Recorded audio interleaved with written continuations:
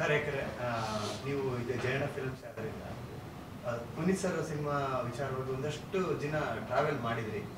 So ಆ ಒಂದು journey Appu sir ಜೊತೆ ಒಂದು ಒಡನಾಟ ಒಂದು ಜರ್ನಿ ಬಗ್ಗೆ ಹೇಳೋದಾದ್ರೆ ಅದೇ ಈಗ ಹೇಳಿದ್ನಲ್ಲ, ನಂಗೆ ತುಂಬ ಖುಷಿ ಆಯಿತು. ಆಲ್ಮೋಸ್ಟ್ ತುಂಬ ರೆಗ್ಯುಲರ್ ಟಚಲ್ಲಿ ಇದ್ವಿ ನಾನು ಪುನೀತ್ ಸರು.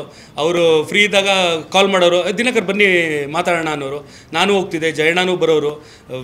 ತುಂಬ ಚೆನ್ನಾಗಿತ್ತು. ಅಂದರೆ ಅದೇ ಹೇಳಿದ್ನಲ್ಲ, ಅವ್ರ ಜೊತೆಲಿ ನಾನೊಬ್ಬ ಸೂಪರ್ ಸ್ಟಾರ್ ಜೊತೆಲಿ ಮಾತಾಡ್ತಿದ್ದೀನಿ ಅನ್ನೋ ಫೀಲೇ ಇರಲ್ಲ. ನಾನು ದರ್ಶನ್ ಜೊತೆಲಿ ಹೆಂಗೆ ಮಾತಾಡ್ತೀನಿ ಹಂಗೆ ಅಲ್ಲಿ ದರ್ಶನ್ ಹತ್ರ ಹೋಗೋಬಾರ ಅಂತ ಮಾತಾಡ್ತಿರ್ತೀನಿ, ಇವ್ರ ಹತ್ರ ಹೋಗಿ ಬನ್ನಿ ಅಂತ ಅಷ್ಟೇ ಡಿಫ್ರೆನ್ಸ್ ಇದ್ದಿದ್ದು ನನಗೆ. ಇನ್ನು ಮಿಕ್ಕಿದೆಲ್ಲ ಸೇಮ್ ಹಂಗೆ ಇತ್ತು. ಹಿಂಗೆ ಮಾಡೋಣ ಹಂಗೆ ಮಾಡೋಣ, ಏನು ಅಂದ್ಕೊಂಡಿದ್ರೆ ಇದ್ರ ಬಗ್ಗೆ, ಈ ಥರ ಸೀನ್ ಹೆಂಗೆ ಪ್ರೆಸೆಂಟ್ ಮಾಡ್ತೀರಾ, ಈ ಥರ ಎಲ್ಲ ಡೀಟೇಲಾಗಿ ಕೇಳೋರು. ನಂಗೆ ತುಂಬ ಖುಷಿಯಾಗೋದು. ಅಂದರೆ ನನ್ನ ವಿಷನ್ನ ಅವರು ಅರ್ಥ ಮಾಡ್ಕೊಳ್ಳೋಕೆ ಟ್ರೈ ಮಾಡ್ತಾಯಿದ್ರು.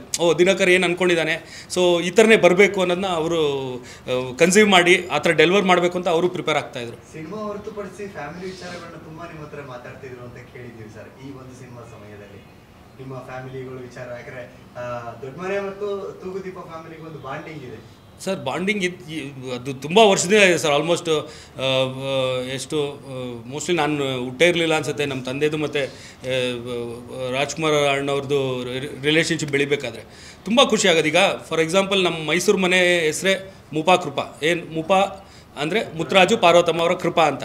ಸೊ ಅಷ್ಟು ಅವ್ರ ಮೇಲೆ ನಂಬಿಕೆ ಇಟ್ಟು ಆ ಮನೆಗೆ ಎಲ್ರದ್ದು ಒಂದು ಆಸೆ ಇರ್ತದೆ, ಒಂದು ಮನೆ ಕಟ್ಕೋಬೇಕಂತ. ಅದಕ್ಕೆ ಅವ್ರ ಹೆಸರೇ ಇಟ್ಟಿದ್ದಾರೆ ಅಂದಾಗ ಸೊ ಆ ಲೆವೆಲ್ಗಿತ್ತು ನಮ್ಮ ತಂದೆದು ಮತ್ತು ಅವ್ರದ್ದು ಬಾಂಡಿಂಗು. ಆ್ಯಂಡ್ ಈವನ್ ಅವರು ಅಷ್ಟೇ ಇರೋರು.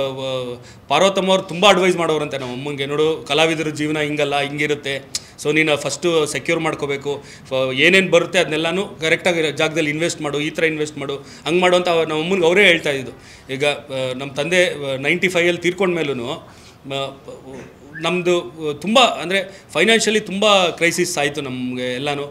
ಊಟಕ್ಕೂ ತುಂಬ ತೊಂದರೆ ಪಟ್ವಿ. ಆದ್ರೂ ಅಂಥದ್ರಲ್ಲೂ ಏನೂ ಆಗದೆ ನಮ್ಮ ಅಕ್ಕನ ಮದುವೆ ಮಾಡೋದಾಗಲಿ, ಎಲ್ಲೋ ನನಗಾಗಲಿ ದರ್ಶನ್ಗಾಗಲಿ ಒಂದು ಪ್ಲ್ಯಾಟ್ಫಾರ್ಮ್ ರೆಡಿ ಮಾಡ್ಕೊಡೋದಾಗಲಿ, ಅವೆಲ್ಲ ನಾವು ಪಾರ್ವತಮ್ಮ ಅವ್ರು ನಮ್ಮ ಅಮ್ಮನ ಕೊಟ್ಟಿರೋ ಇನ್ಪುಟಲ್ಲೇ ನಮ್ಮಮ್ಮ ನಮ್ಮನ್ನ ಲೀಡ್ ಮಾಡಿದ ಆ ರೀತಿಲಿ.